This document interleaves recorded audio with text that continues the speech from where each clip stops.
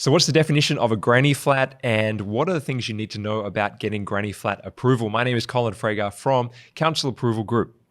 So the definition of a granny flat is an important one because it will largely hinge as to whether or not you can achieve the approval that you need for your granny flat. So a granny flat fundamentally needs to be secondary to the principal dwelling. So it's on one title of land. That means that we can't subdivide off the granny flat for you. It needs to have the principal dwelling and the secondary dwelling on one title.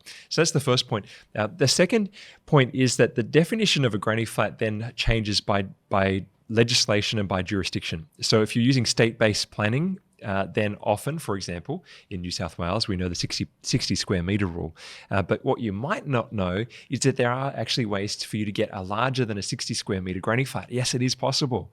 Okay, it's not something that is usually advertised, but you can get larger than a 60 square metre granny flat if you go through the right approval process. So what I would like to do is to invite you to grab something which is a gift to you, something that's very special, and that is the Ultimate Guide to Achieving Council Approval. This is a 40-page guide on achieving council approval.